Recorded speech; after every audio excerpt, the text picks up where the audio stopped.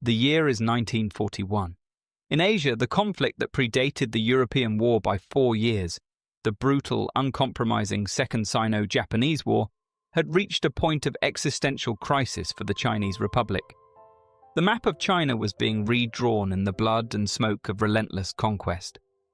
While the American public debated isolation, a humanitarian and military disaster was unfolding that demanded an immediate, unconventional response.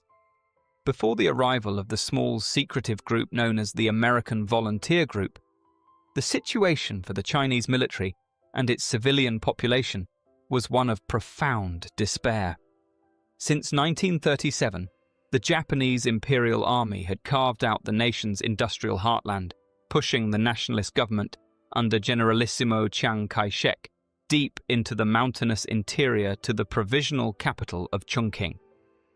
Even in this remote refuge, there was no sanctuary. The Japanese Imperial Air Force executed a relentless campaign of terror bombing, targeting not just military depots, but densely populated civilian areas. The Chinese Air Force, initially spirited but quickly outgunned, had been virtually annihilated. Its pilots, flying outdated Soviet-supplied biplanes and early monoplanes, fought with immense courage, but were systematically shot down by the superior Japanese aircraft and the skill of their veteran pilots.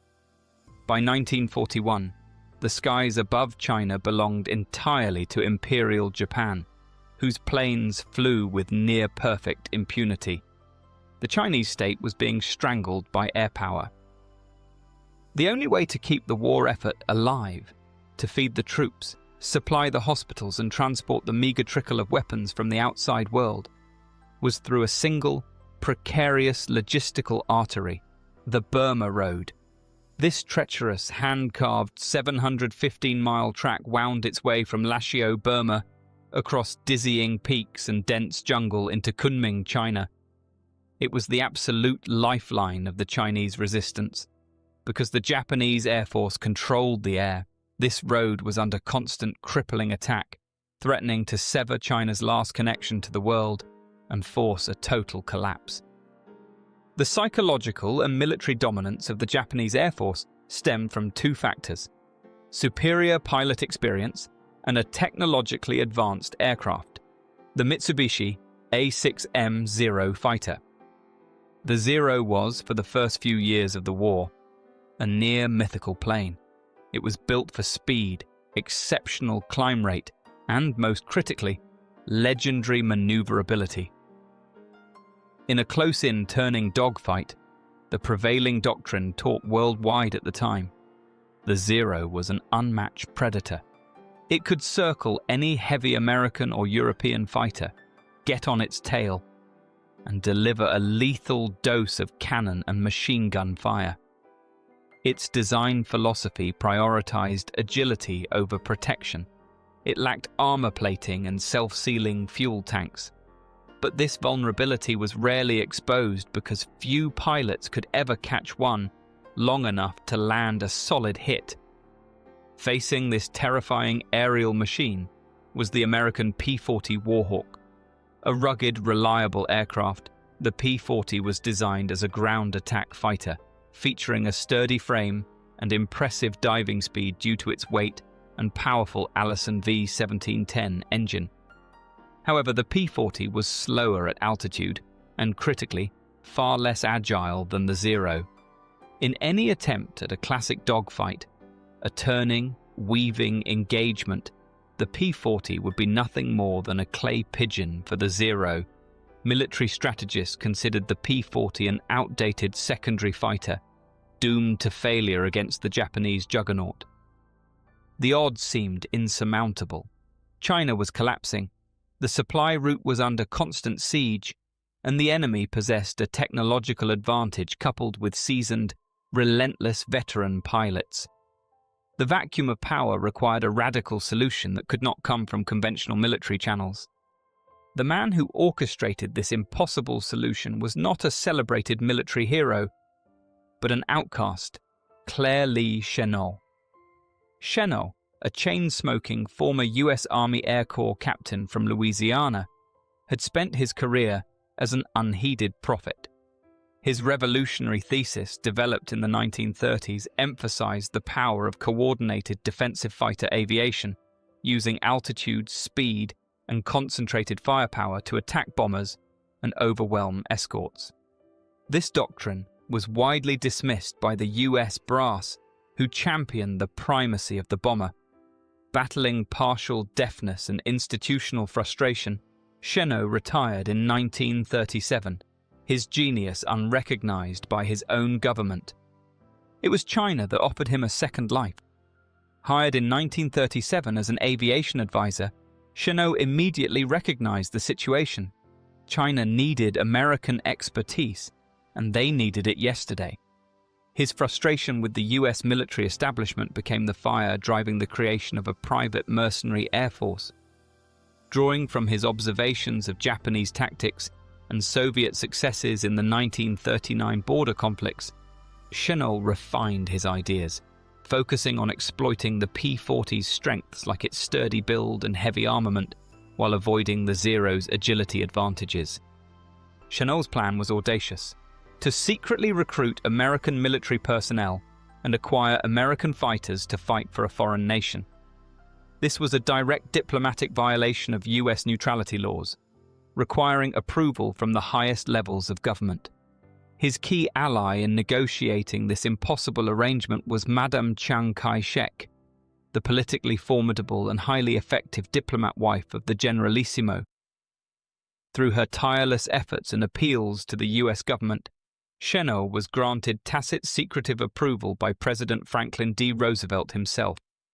Communications between Chennault, who did not speak Chinese, and Chiang Kai-shek, who did not speak English, were routed through Madame Chiang, who was even designated as the honorary commander of the group. The resulting force, the American Volunteer Group, was cloaked in layers of deniability. The aircraft, 100 surplus P-40s, though only 99 were delivered, with one fuselage completed from damaged parts, were technically sold to the Chinese government. The personnel drawn from the US Army, Navy and Marine Corps resigned their commissions and were ostensibly hired as civilian employees of a front organization called the Central Aircraft Manufacturing Company. They were forbidden from wearing American uniforms. They were engineers, clerks, and students on their passports, but in truth, they were highly trained, armed professionals. Recruitment involved 100 pilots, 60 from the Navy and Marine Corps, 40 from the Army Air Corps, and about 200 ground crew, with the first batch of 300 men departing San Francisco on July 10, 1941, aboard the Dutch ship Jagersfontein, arriving in Rangoon, Burma, on July 28th. A second batch of 30 pilots arrived on November 12th via the Boschfontein. Additionally, 9 Chinese Americans were recruited as P-40 mechanics from US Chinatowns, trained at Allison Engine Works in Indianapolis, bringing the total to 11 after 2 more hires.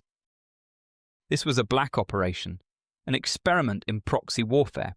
The objective was to save the Burma Road, preserve Chinese resistance, and provide the US with a decisive, low-cost intelligence on Japanese air combat capabilities, all while officially remaining neutral. One lesser-known fact is that the AVG pilots were issued blood chits, cloth patches sewn onto their jackets promising rewards from the Chinese government to locals who aided downed airmen, a practical measure that saved several lives during the campaign. Chennault wasn't looking for fervent ideologues. He was looking for skilled pilots who wanted action and adventure, and who were willing to take calculated risks for an exceptional reward. He needed men of iron nerve, willing to sacrifice their future military pensions and careers for the present fight. The pilots' backgrounds were diverse.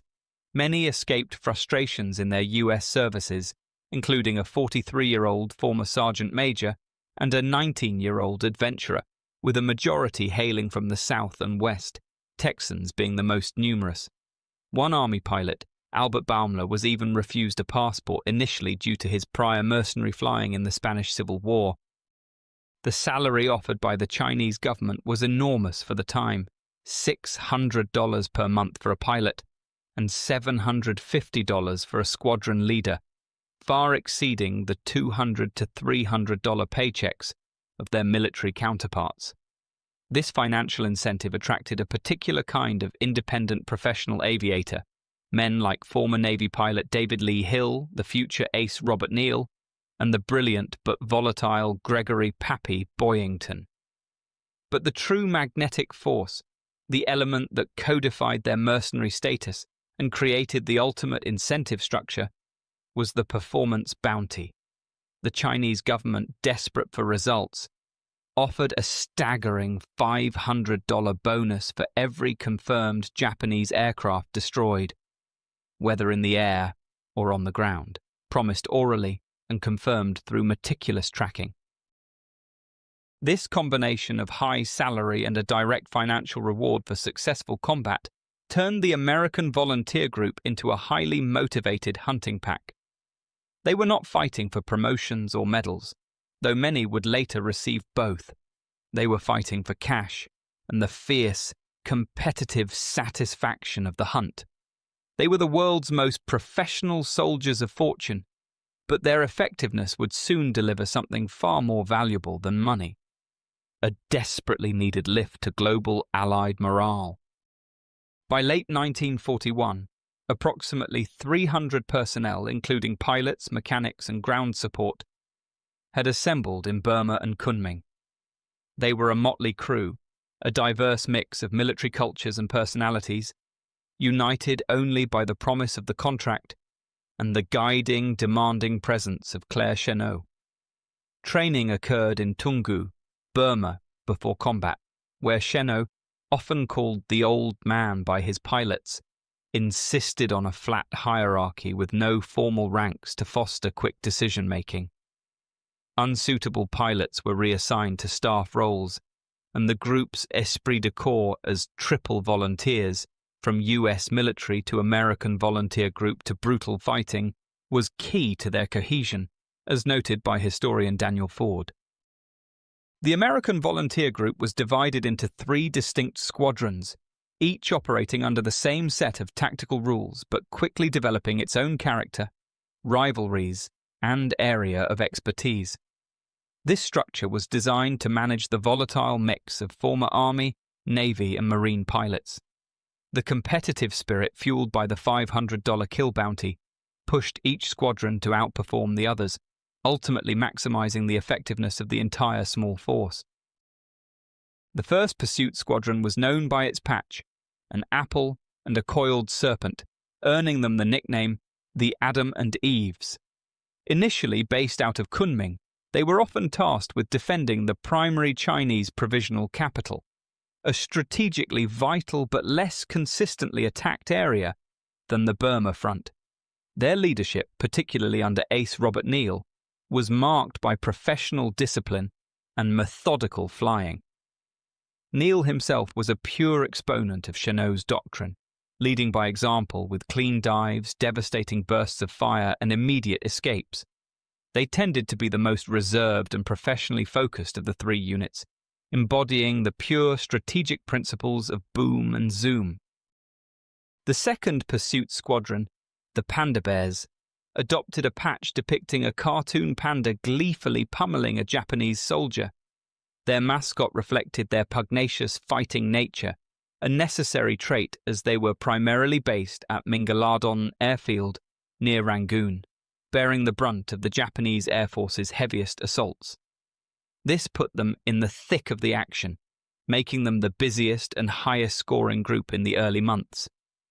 Key among their ranks was David Lee Hill, a former Navy pilot whose cool demeanor masked an audacious fighting spirit. Hill was an outstanding leader known for executing aggressive strikes with precision, instrumental in keeping the vital Burma road lifeline open against overwhelming odds. The 3rd Pursuit Squadron, the Hells Angels, perhaps best represented the rough and tumble mercenary reputation of the American volunteer group. Their iconic patch featured a winged devil kicking the Japanese rising sun. They were a collective of colourful, aggressive pilots who embraced the hard-living, high-stakes lifestyle of the Flying Tigers. While they were instrumental in the success over Rangoon, they were also the most volatile. This squadron housed figures like Gregory "Pappy" Boyington, a brilliant but rebellious former Marine who earned his first kills with the American Volunteer Group. The Hells Angels were seen as the most daring, willing to push the boundaries of Chennault's strict rules for a successful kill, a willingness that sometimes required the commander's direct and forceful intervention to maintain discipline. One pilot from this squadron, Eric Schilling, reflected on the group's early steps, the beginning of the greatest adventure. The AVG's first challenge was not the enemy, but the P-40 itself. How could this comparatively heavy, less maneuverable plane possibly stand a chance against the legendary agility of the Zero? The P-40B Warhawks were painted with Chinese colors, lacked government-furnished equipment like reflector gun sights and radios, and had external self-sealing fuel tanks without internal membranes or drop tank fittings. Assembled and test-flown in Rangoon by Central Aircraft Manufacturing Company, they averaged 60 aircraft in strength, peaking at 79 by Pearl Harbor, though not all were combat-ready. Later, 50 P-40E replacements arrived, and some P-40Ns were used in final missions. Chennault knew that if his pilots engaged the Japanese on their terms, the tight, horizontal turning fight, they would be massacred. He insisted they abandon decades of aerial tradition and embrace his counterintuitive doctrine. Never turn with a Zero. The American Volunteer Group's success rested entirely on the strategy he drilled into them. Boom and zoom. It was an aerial ambush designed to negate the Zero's agility and capitalize on the P-40's superior characteristics: rugged construction, heavy forward-firing armament, and terrifying speed in a dive. Chennault's tactics emphasized altitude advantage in teams, prohibiting turning fights, and favored diving or slashing attacks followed by dives to reposition, drawing from Japanese observations and Soviet border successes. With few experienced pilots, he mandated heavy ground and air instruction, focusing on countering agile foes through hit-and-run methods that stressed the P-40's firepower and armor. The execution of boom and zoom was entirely dependent on preparation and discipline. Crucially, the American Volunteer Group relied on the Chinese Early Warning Network, a vast, rudimentary system of thousands of civilian observers that relayed critical intelligence to Chennault's command center, providing precious minutes of warning, described by Chennault as the best air raid warning system in existence, with stations in villages, outposts, hills, and caves from Canton to Chungking and Lanzhou, using radios and telephones for instant alerts. This allowed the P-40s to climb to a position thousands of feet above the incoming Japanese formation. This was followed by the attack. Boom. Diving vertically, the P-40s used gravity to accelerate to speeds the Zero could not match, achieving a massive kinetic energy advantage. In this high-speed blur, they unleashed a devastating, concentrated burst from their 650 caliber machine guns, shredding the Zero's unarmored frame. The final step was the escape, zoom, requiring absolute discipline. Pilots would not linger or turn back, instead using the enormous momentum from their dive to zoom away horizontally or climb vertically out of the fight at a speed the lightweight Zero simply could not maintain. The Zero was left spinning, disoriented, or chasing a shadow it could never catch. This was not a dogfight. It was a perfectly calculated, high-speed, predatory strike. It transformed the P-40 from a perceived liability into a specialized killing machine. To complete the transformation from a civilian group to a formidable fighting unit, the American Volunteer Group needed a terrifying identity. Inspired by a photograph of a British Royal Air Force Squadron's P-40, specifically No. 112 Squadron in North Africa, the pilots adopted a legendary visual motif, the shark mouth. painstakingly painted onto the nose cowlings of their P-40s, the fierce, jagged teeth and predatory eyes instantly transformed the machine from military hardware into a savage beast. The attribution of the nose art is debated between pilots Charles Bond and Robert T. Smith.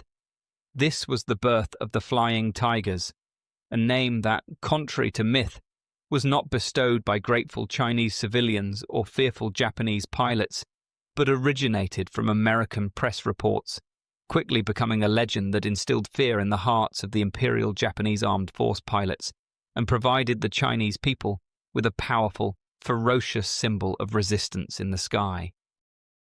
The Flying Tigers were now armed with a deadly doctrine, a rugged plane, and an unmatched psychological image. They were ready to deliver their answer to the overwhelming Japanese advantage.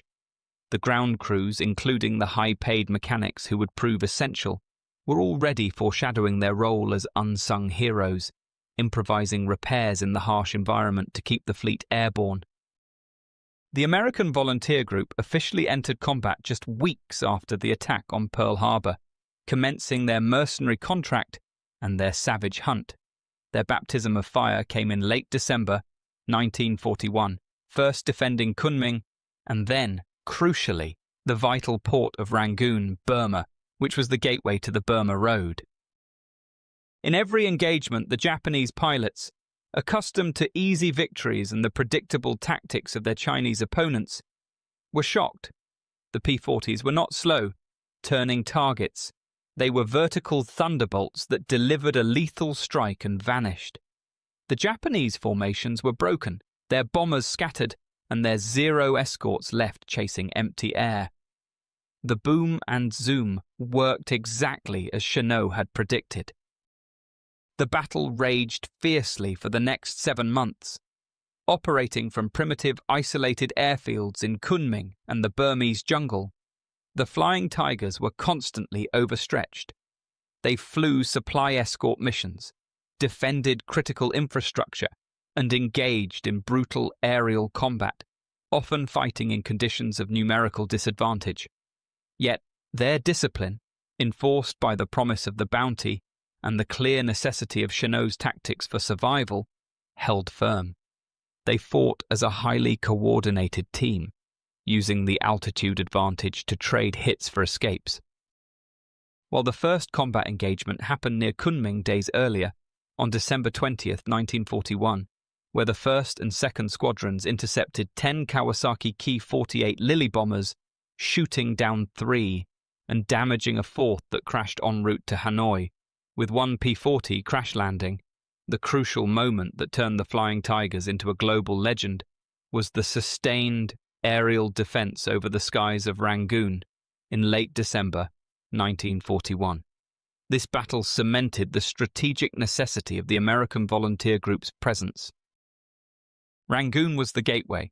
It was the crucial port where Allied materiel was unloaded before starting the long, dangerous journey up the Burma Road. The Japanese command knew that knocking out the port would effectively seal China's fate. Just 2 days after a successful, smaller raid, the Japanese launched their full might, hoping to overwhelm the meager defenses. Intelligence, channeled through the invaluable Chinese early warning network, indicated a massive force approaching, over 100 Japanese aircraft, including both heavy bombers and their swift Zero escorts. The entire American volunteer group force available at Mingaladon that day was less than 20 operational P-40s, supplemented by a few Royal Air Force Buffalo fighters.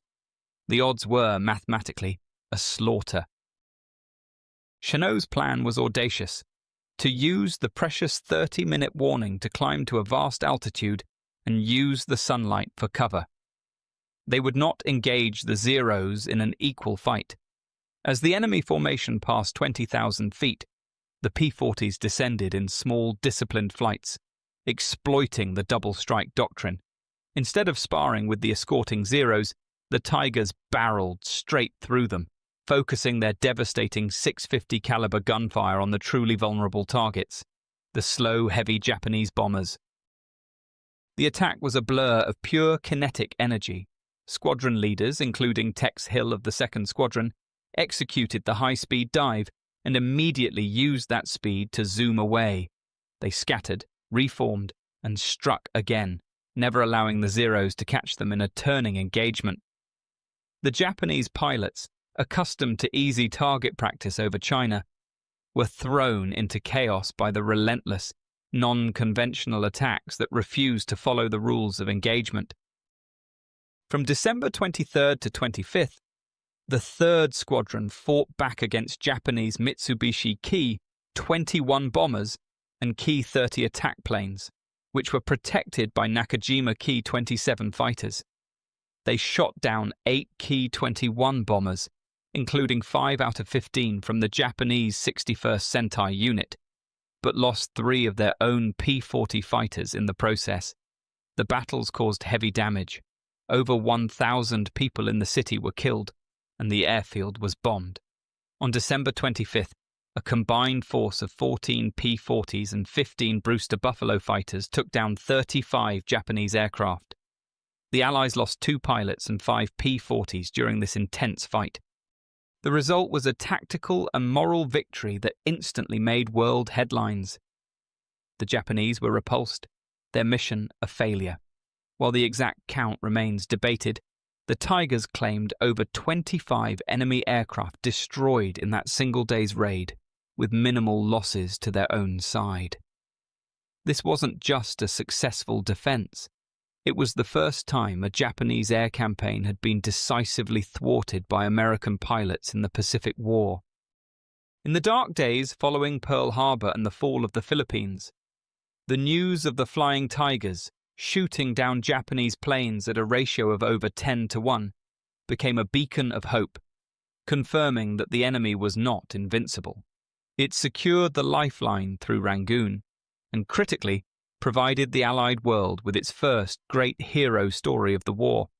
The defense of Rangoon was the high-water mark of their short run, cementing Chennault's reputation and funding the mercenary experiment for the next 7 months. The glory of combat was fleeting.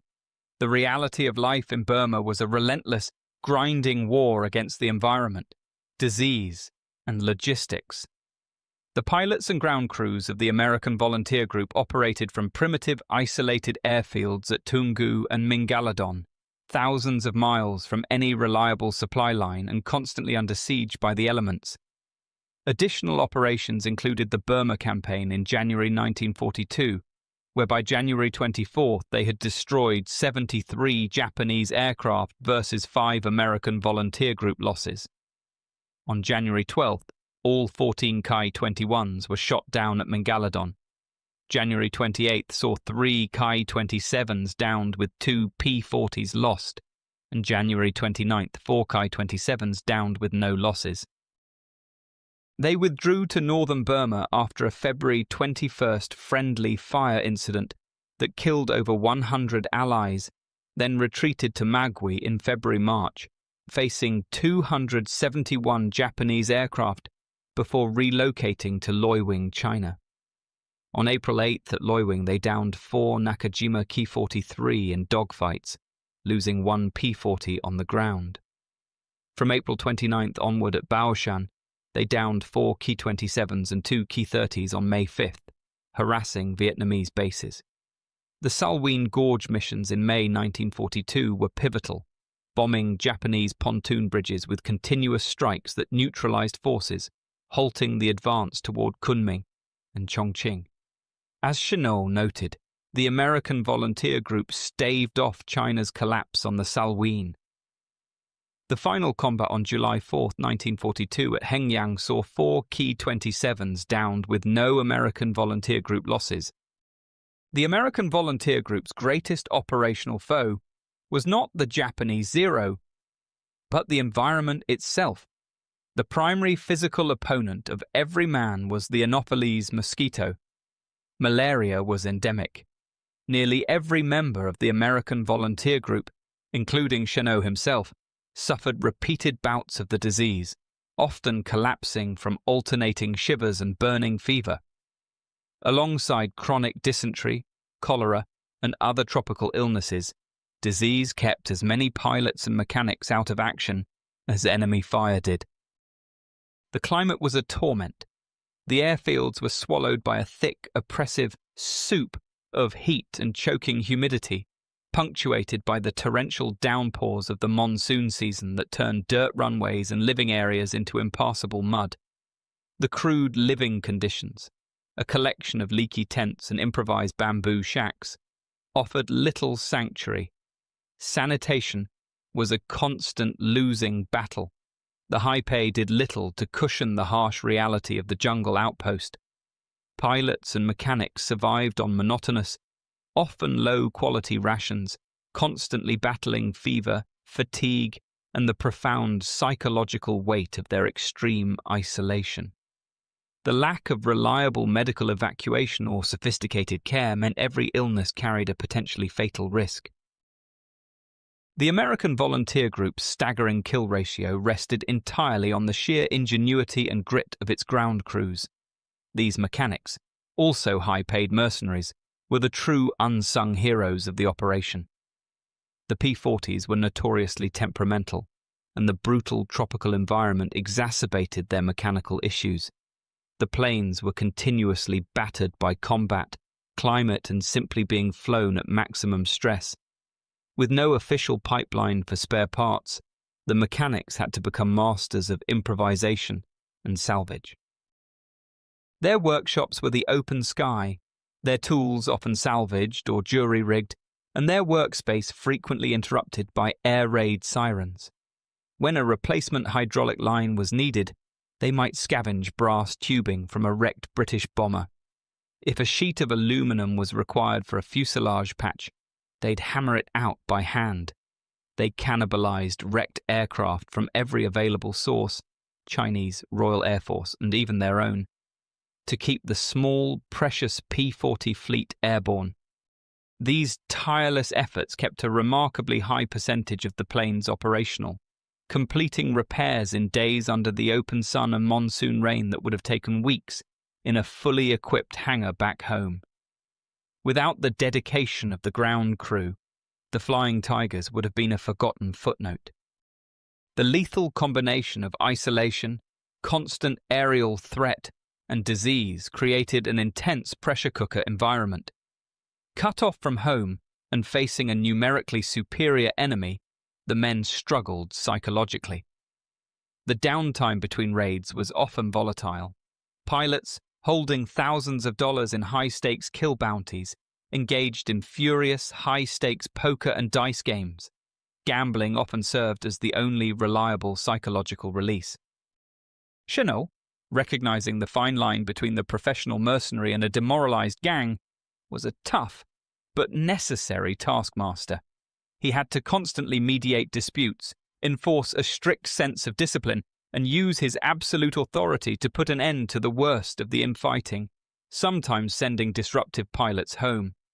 His leadership was crucial, not just in the air, but on the ground, ensuring that the necessary structure and professionalism remained to keep a professional fighting force from devolving into a lawless band of adventurers.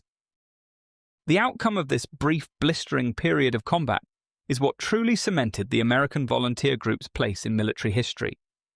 In just 7 months, from December 1941 to July 1942, the small, heavily outnumbered American volunteer group accomplished what established air forces could not. Their final tally, meticulously tracked and corroborated for the payment of the $500 kill bounties, delivered a decisive strategic blow to Japanese air superiority in the theater. The Flying Tigers are officially credited with destroying nearly 300 enemy aircraft, 297 enemy aircraft destroyed in the air and on the ground. This number represents a disproportionate and staggering infliction of loss on the enemy. It wasn't just a victory. It was an operational miracle. When measured against their own losses, the statistics become even more profound. Against their nearly 300 enemy kills, the AVG lost only 14 pilots in combat, plus 2 who died of wounds from bombing and 6 in accidents. This resulted in an average air-to-air kill ratio in excess of 20-1 in their favor, a figure that remains almost unheard of in modern aerial warfare. Contrary to myths, the pilots fought around 50 major aerial battles and never lost one, despite being outnumbered. The short, intense life of the American Volunteer Group concluded on July 4, 1942. With the formal entry of the United States into the war, the military necessity of the civilian contract force ended. The American Volunteer Group was officially disbanded, with many of the remaining pilots transitioning into the newly formed 23rd Fighter Group of the U.S. Army Air Forces, which inherited the AVG's bases, planes, and, crucially, the enduring, celebrated name, the Flying Tigers. Claire Chennault, vindicated after years of fighting the U.S. brass, returned to active duty as a brigadier general and took command of the entire newly formed 14th Air Force, defending China and the vital Burma Road supply line. While many of the original American Volunteer Group pilots, unwilling to trade their high mercenary pay and bonuses for lower military salaries, left to seek other ventures, the foundation, tactics, and name Flying Tigers remained, providing a ready-made, battle-tested presence in the China-Burma-India theatre. Most pilots refused to stay due to differing United States Army Air Forces tactics, but 5 accepted commissions, including Tex Hill. Their legacy far surpassed their mercenary origins. They proved the efficacy of technological adaptation and unconventional doctrine over sheer force. They provided the essential psychological foundation for continued Chinese resistance, ensuring the vital Burma Road remained open long enough for the Allies to stabilize their supply lines. This handful of outsiders, disillusioned, audacious, and driven by a $500 bonus, became an eternal symbol of defiance. Perhaps the most profound and lasting legacy of the Flying Tigers was their complete validation of Chennault's boom and zoom tactics. Before the American Volunteer Group, US and Allied pilots across the Pacific were being decimated by the Zero's agility, having been taught the doctrine of close-in, turning dogfights. This doctrine was immediately disseminated throughout the entire Allied Air Command, saving countless American lives and directly influencing the tactical success of the subsequent Pacific Air War. Chennault's methods, which called for attacking in ways unlike US or British forces, emphasized interception with modern tactics and timely information, convincing skeptics that bombers could be destroyed effectively.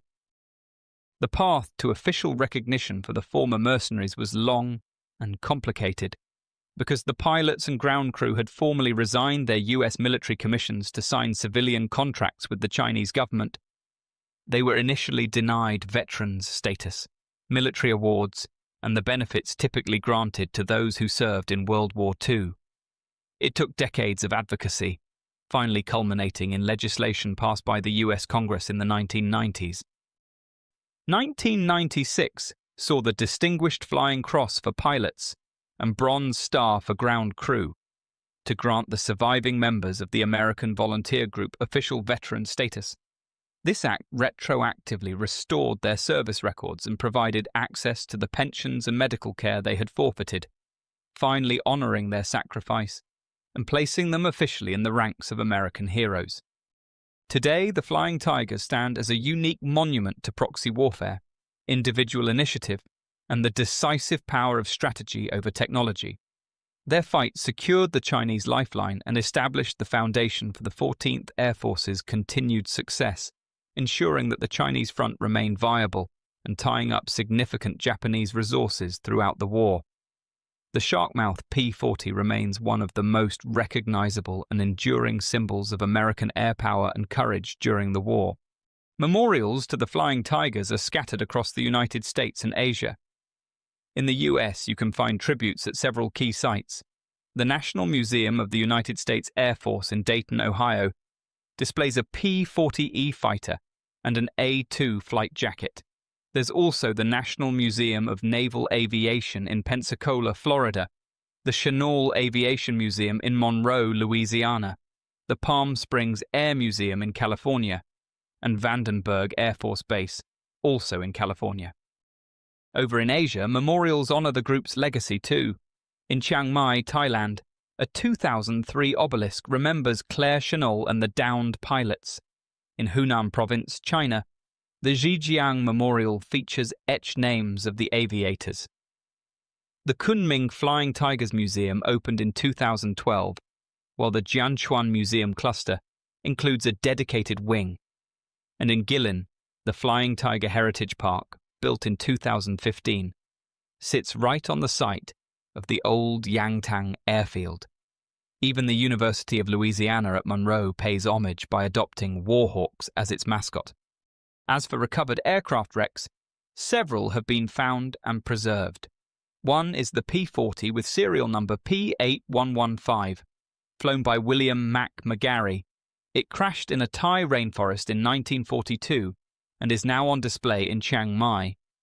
There's also a possible P-40E at the bottom of Lake Dianchi in China, from John Blackburn's 1942 crash, with recovery efforts still underway. Finally, a P-40N wreck in Hunan belonged to Robert Hoyle Upchurch.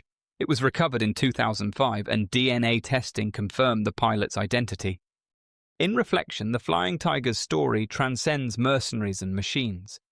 It's a testament to human resilience, innovative leadership, and the morale that can turn the tide of war. From outcasts to icons, their legacy endures as a beacon of defiance, reminding us that strategy, courage, and a bit of audacity can overcome even the most insurmountable odds. The Second World War was a conflict defined by industrial might, where victory belonged to the nation that could produce the most aluminum and steel. In the air, the arms race was on. Bigger guns, thicker armour and heavier bomb loads. But while the world was building metal behemoths, a small design team in England pursued a radical, almost heretical idea. They proposed an aircraft built almost entirely of humble wood, stripped of heavy defences, yet capable of achieving speeds that would leave enemy fighters floundering. This wasn't merely a technological gambit. It was a profound act of strategic rebellion. In a metal-dominated sky, one wooden rebel changed everything, becoming a legend of speed, ingenuity, and psychological warfare. The de Havilland Mosquito was perhaps the single most persistent cause of exasperation for the German High Command and the Luftwaffe.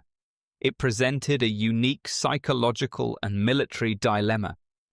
When British designers first proposed an unarmed plywood and balsa bomber, German intelligence dismissed it as absurd. Why would the British, with their superior access to aluminum, build a plane of wood? It was viewed with contempt, a flimsy toy. The contempt quickly curdled into incandescent rage. On January 30th, 1943, the solemn 10th anniversary of Hitler's rise to power, Reichsmarschall Hermann Göring was set to deliver a major national radio address in Berlin.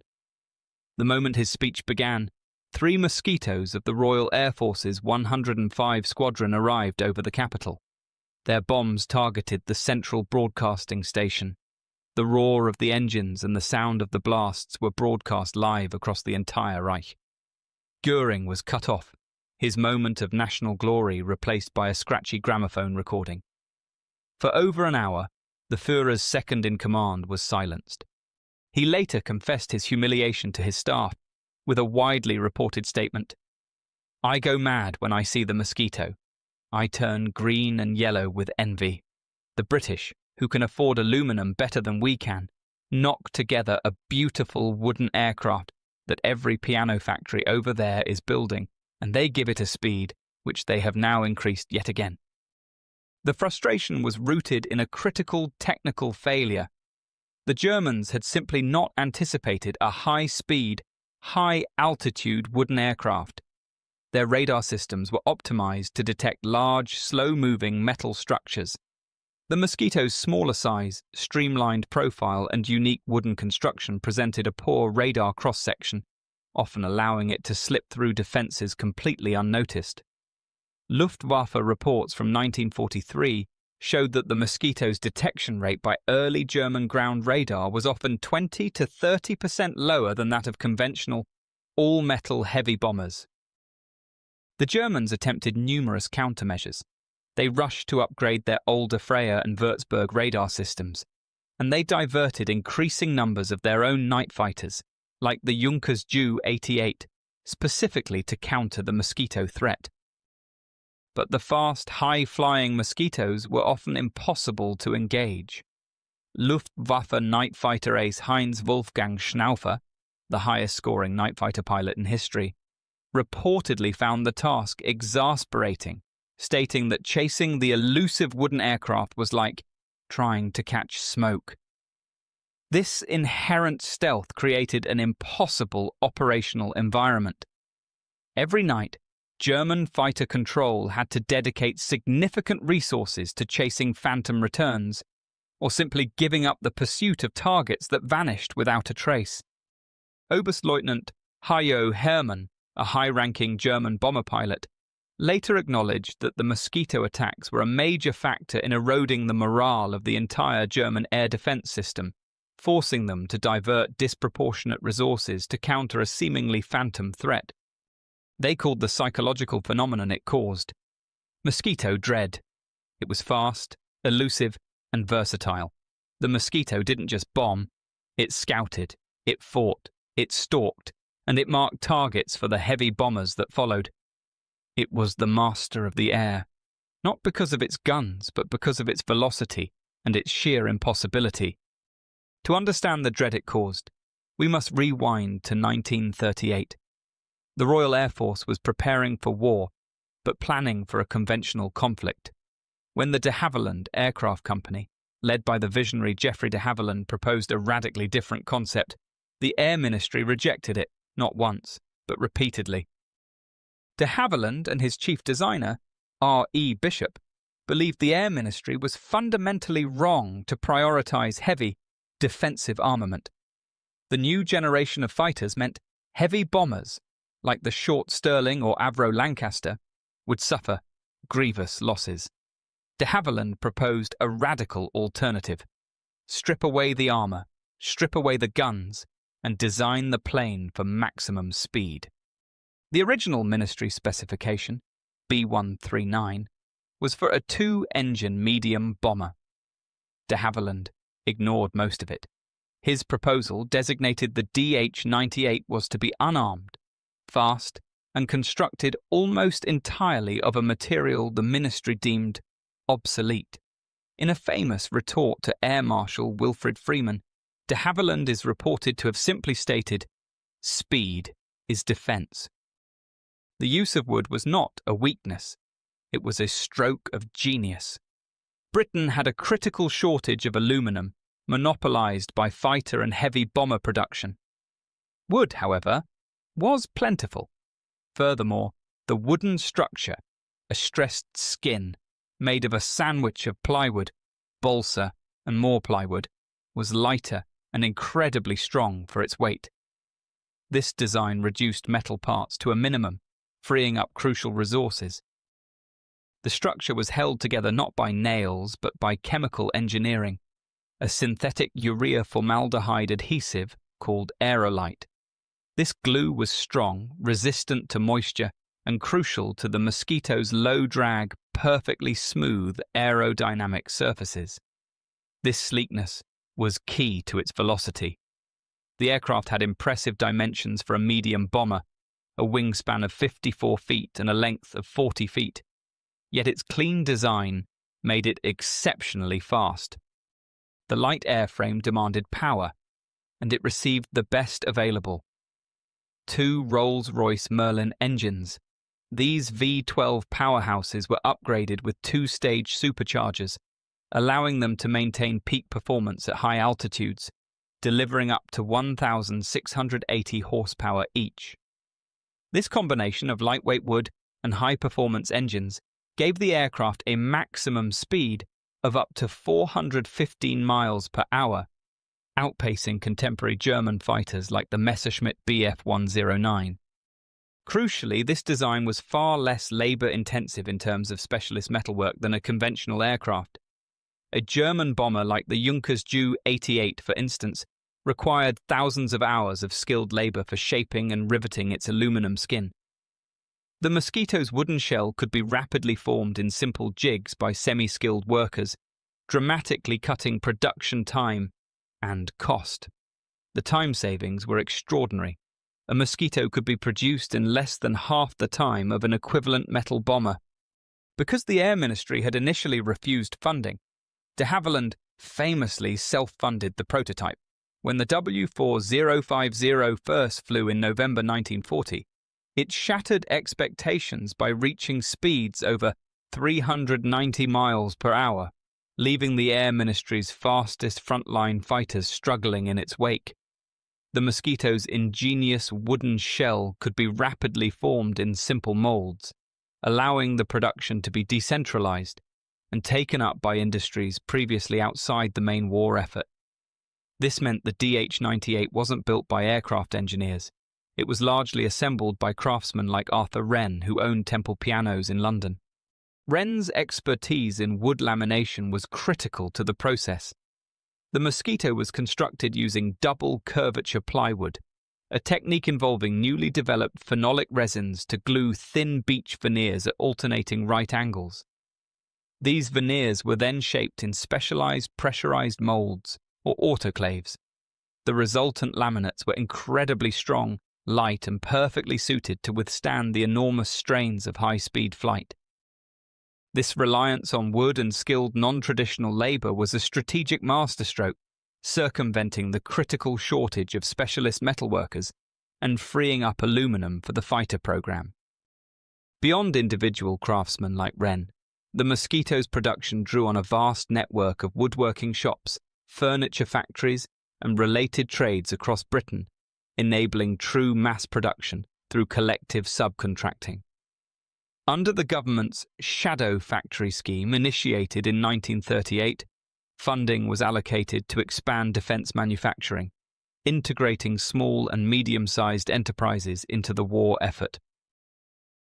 High Wycombe in Buckinghamshire became a hub for this activity, with local furniture manufacturers such as Ronson, E. Gomer, Parker Knoll, Parslow Furniture, Austin Sweet, and Stiles and Mealing fabricating major airframe components, including fuselages, wings, and tailplanes.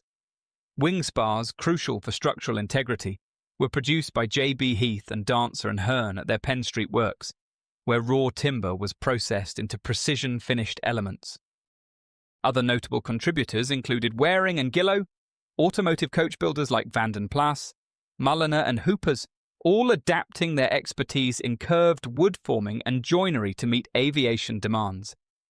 Cabinet makers and carpenters from these firms handled intricate tasks like layering plywood panels and assembling wing ribs, while piano makers applied their knowledge of precise lamination and finishing to components requiring smooth, aerodynamic contours. This collaborative model extended internationally, with production lines in Canada and Australia leveraging local woodworkers, often including significant numbers of women not deployed to the front, to build over 1,200 aircraft, utilizing abundant regional timber supplies like Canadian birch and spruce. However, scaling this decentralized approach presented formidable challenges. Adapting civilian woodworkers to the exacting standards of aircraft engineering required intensive training programs to ensure consistency in tolerances and assembly, as traditional furniture-making techniques had to be refined for high-stress flight conditions. Material sourcing proved problematic. While wood was abundant domestically, the supply of lightweight Ecuadorian balsa for the core sandwich structure faced disruptions due to wartime shipping hazards and global shortages, prompting substitutions with local alternatives that sometimes compromised weight efficiency. Production dispersal in 1942, moving assembly from vulnerable sites like Hatfield in southern England to safer locations such as Leavesden and the Standard Motor Company's Coventry plant, which incorporated automotive assembly line efficiencies, was essential to evade Luftwaffe bombings, but introduced logistical hurdles in coordinating parts transport and quality control across disparate facilities.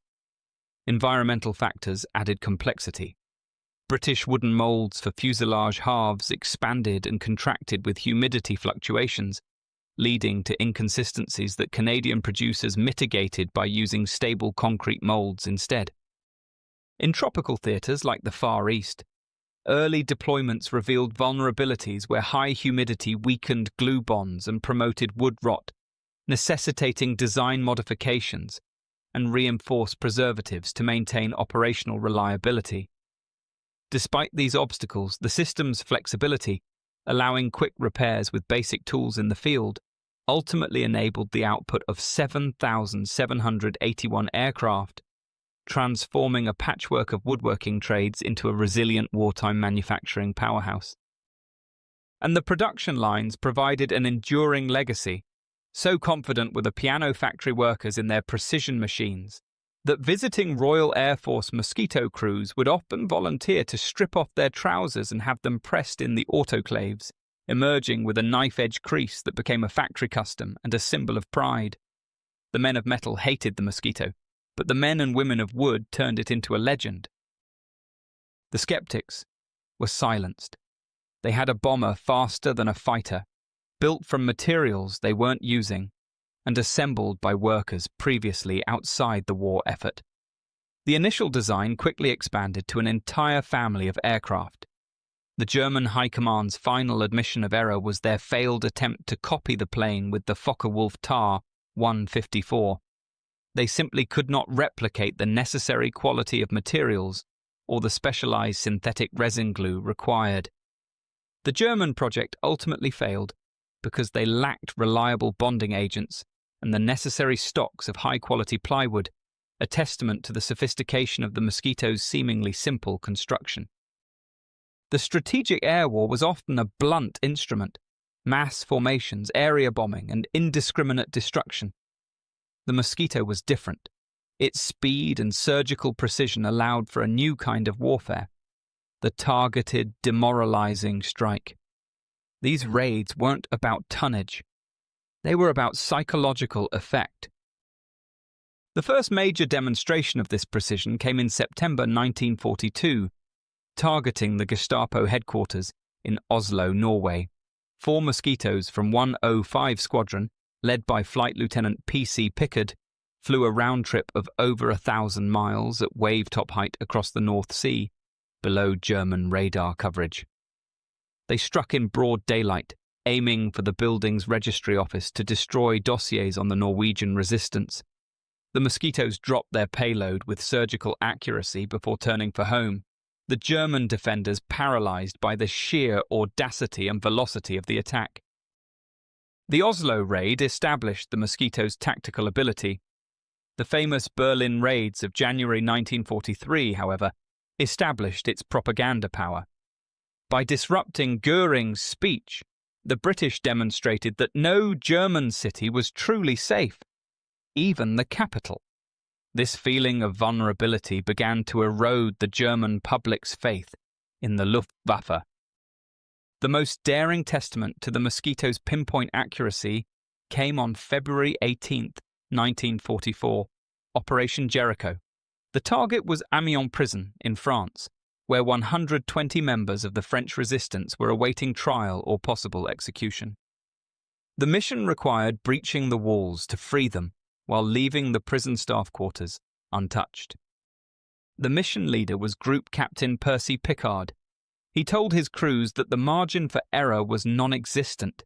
If the bombs hit the wrong spot, they would kill the very prisoners they were sent to save.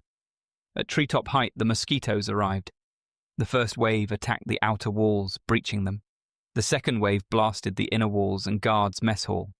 The attack was executed to the second. Over 250 prisoners escaped, including dozens of key resistance leaders. The success was indisputable, but it came at a high cost.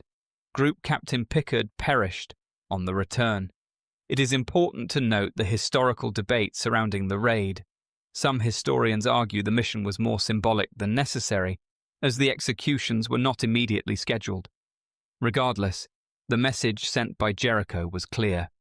The Mosquito was an instrument of liberation, capable of achieving surgical results beyond the scope of any other aircraft.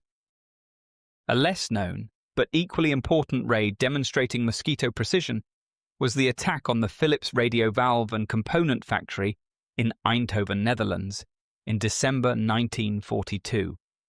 This was a critical facility for German military radio production, and the intelligence indicated that a precision daylight raid was the only option to shut it down quickly. The Mosquitoes flew over 250 miles at masthead height, enduring constant flak from anti-aircraft guns. The objective was the power station and key machinery buildings within the complex.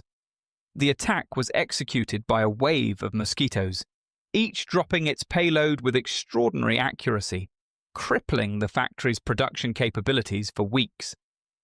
The combination of high speed and low altitude was the only way to penetrate the dense daylight defenses and deliver such accurate strikes, affirming the Mosquito's unique ability to execute missions deemed impossible for conventional bombers.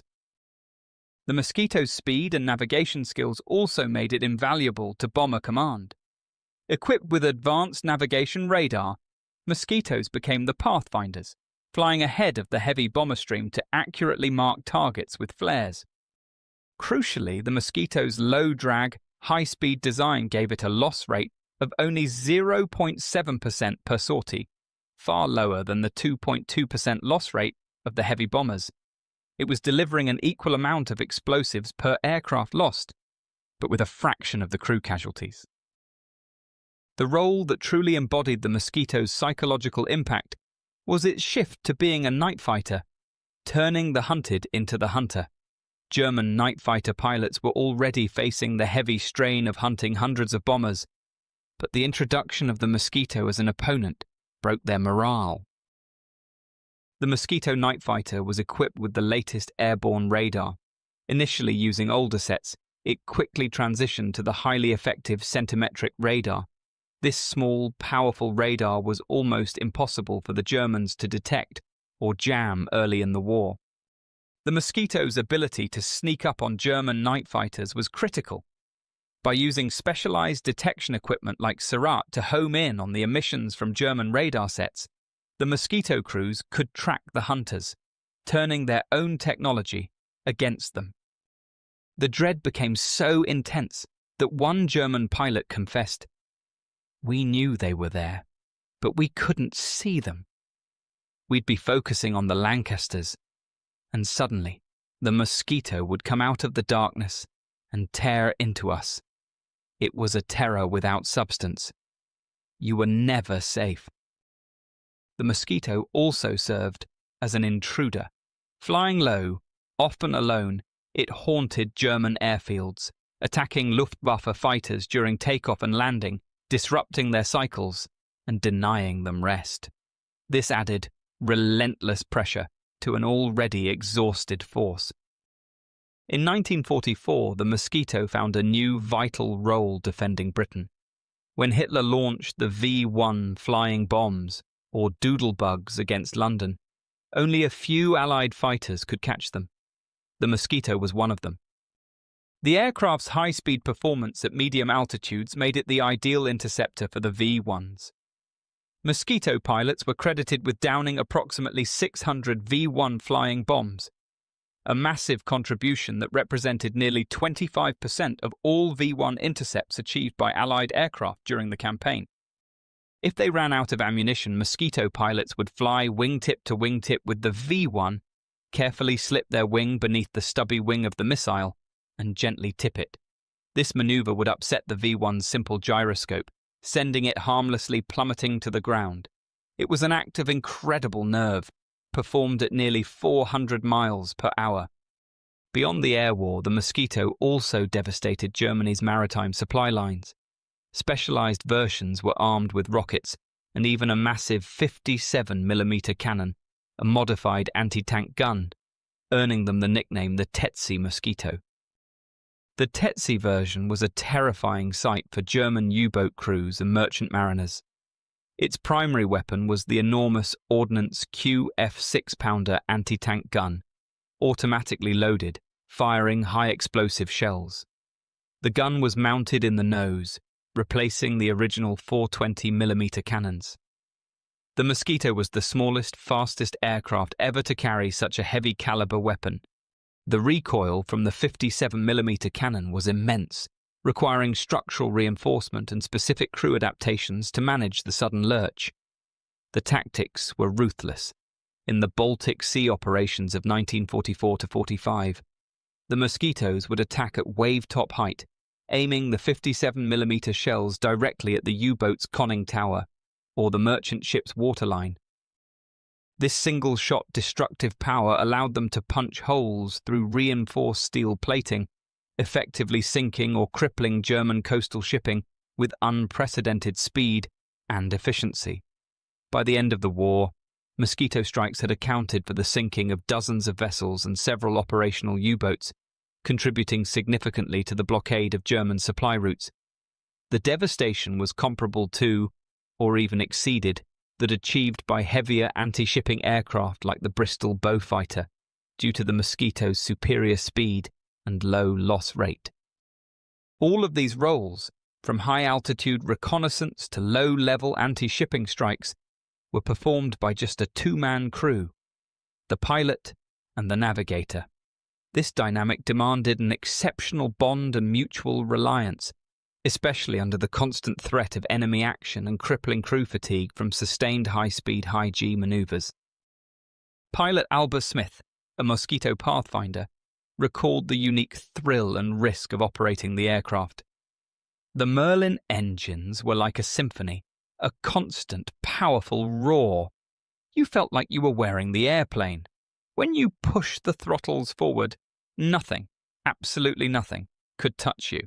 You were a wooden god, and the world was moving in slow motion beneath you. The navigator, seated beside the pilot, faced unique demands. On a typical low-level raid into occupied Europe, the navigator had to execute complex dead reckoning navigation at speeds often exceeding 350 miles per hour, without the luxury of radar assistance until the last moment. They had mere seconds to identify the target, confirm the altitude, and give the final bombing instructions. The navigator's job was described by some as flying a typewriter at 300 knots, highlighting the mental strain and the need for absolute synchronization with the pilot. Yet, even the Mosquito paid a price. The low-level precision attacks, while effective, meant exposure to intense ground fire. Over the course of the war, more than 400 Mosquitoes were lost in bomber command operations. Allied challenges, such as early structural issues stemming from glue failures in humid climates, often led to tragic mid-air disintegration. The speed was their defense, but when speed failed, the aircraft's lack of armor meant the crew had virtually no chance. The physical demands of low-level flying were intense. The aircraft's light wooden structure transmitted every vibration and air disturbance directly to the crew. Pilots often reported extreme physical exhaustion after just a few hours of flying at near treetop height, dodging obstacles, and enduring violent, evasive maneuvers. One pilot summarized the sensation. It wasn't flying. It was like driving a racing car down a cobblestone alley at maximum speed, in a hurricane. The crews themselves represented the full scope of the British Commonwealth war effort, with significant contributions from pilots and navigators from Canada, Australia, and New Zealand. These two-man teams, often trained rapidly, took on responsibilities previously assigned to crews of 5 or 7. Their sustained effort and specialized low-level training became the silent core of the Mosquito's success, forging lifelong bonds and, sometimes, enduring the loneliness of returning without their comrades. The true measure of the Mosquito's genius lay in its adaptability. The clean, lightweight airframe allowed de Havilland to quickly spin off variants for almost every conceivable mission, fulfilling the role of an entire small air force. The most numerous was the FB Mark 6 fighter bomber, a heavily armed workhorse that combined 4 20mm cannons with a bomb bay and the capability to carry 8 high-explosive rockets under its wings. These were the planes that would sweep across occupied Europe, mercilessly targeting railway lines and German supply convoys. For pure intelligence, the PR Mark 16 photo reconnaissance models were stripped of all weapons and loaded with specialized fuel tanks, allowing them to fly above 35,000 feet to capture critical images for operations like D-Day, missions they accomplished with relative impunity. Finally, showcasing the extreme limits of the design, the specialized Tetsi Mosquito was created, mounting a massive 57mm anti-tank cannon in its nose to punch through the hulls of U-boats and coastal shipping. This family of aircraft was rapidly iterated, ensuring that even as the nature of the air war changed, the Mosquito was never obsolete, remaining a cutting-edge weapon right up to the final days of the conflict. When the war in Europe ended in May 1945, the Mosquito had flown an estimated 39,000 operational sorties. It had conducted vital reconnaissance, guided the main bomber force, and executed strikes that were as effective for their morale-shattering effect as they were for their physical destruction. They dropped the equivalent of over 25,000 tons of bombs. They were responsible for the destruction of hundreds of German aircraft and neutralized countless ships and critical infrastructure targets. Furthermore, the use of wood for the fuselage saved the British government thousands of tons of aluminum, a resource critical to fighter and heavy bomber production. Estimates suggest that the Mosquito program conserved approximately 5,000 tons of aluminum, freeing up that metal for the production of over 1,500 Spitfire fighters. The constant irritating presence of the light night striking force forced the Germans to divert vital resources, fuel, crews, and fighter production away from the Eastern Front and defense of the Reich, straining an already overstretched military. German estimates indicate that the constant deployment of night fighters against the LNSF resulted in the consumption of an estimated 30,000 tons of aviation fuel, a critical resource diversion in the last years of the war. An aviation historian summarizing its significance noted, "The Mosquito fundamentally changed the nature of air power. It proved that light-fast two-man teams could achieve what entire heavy bomber groups were struggling to do. It was the ultimate expression of the fighter-bomber concept, speed over guns. It was an evolution years ahead of its time." The Mosquito's service did not end with the war. Its reliability, speed, and versatility ensured its use continued in the post-war Royal Air Force for over a decade. It saw significant action in the Malayan emergency as a ground attack and reconnaissance platform, finally being retired from service as late as 1956, often in the role of a high-speed target tug. Its global service continued, notably with the Israeli Air Force, which flew the Mosquito during the 1948 Arab-Israeli War for reconnaissance and light strike duties, demonstrating the aircraft's enduring value in complex conflicts. The design philosophy, centered on speed, low visual observability, and mission specialization, became a blueprint for post-war military aviation. Its influence can be seen in the design of high-speed jets like the English Electric Canberra, which also relied on speed and altitude for defense. The multi-role concept, a single airframe adapted for numerous specialized tasks, was perfectly realized by the Mosquito and is the foundation for modern platforms like the FA-18 Super Hornet and the F-35 Lightning II. Even the use of non-human specialized components where the crew is the highly trained sensor and weapon system foreshadows unmanned platforms like the MQ-9 Reaper drone. Fundamentally, the Mosquito's inherent radar evasion, a consequence of its non-metallic structure and composite materials, makes it the spiritual ancestor of modern stealth principles embodied by the B-2 Spirit and the F-117 Nighthawk. The Mosquito, the wooden wonder built by piano makers, was not just an airframe. It was a bold idea. A fast, elegant, and uncompromising machine that exposed the rigidity of German command, brought dread to the hearts of their pilots, and delivered victory through sheer untouchable speed. The Mosquito's story transcends military history. It has embedded itself deeply into popular culture as the quintessential wooden wonder. Its sleek, purposeful lines and improbable construction made it a favorite subject for model makers and aviation artists long after its retirement. The film 633 Squadron cemented the Mosquito mythos, capturing the dramatic, low-level flying and heroic sacrifice associated with its missions. Veteran memoirs, such as those by the Pathfinders, continue to be read, keeping the human stories of the two-man crews alive. Today, the Mosquito remains an object of intense reverence and costly restoration. Examples are preserved at major institutions like the Royal Air Force Museum and the de Havilland Aircraft Museum. But the most spectacular tribute comes from those who restore them to flying condition. To hear the powerful, rhythmic roar of the two Merlin engines overhead is to experience a direct link to the defiance and ingenuity of the Second World War. The Mosquito taught the world that you don't win the air war by being the biggest or the most heavily armoured, but by being the one they simply cannot catch. And for this ultimate expression of speed and audacity, it remains, until the very end, perhaps the only Allied aircraft the German High Command truly, completely despised.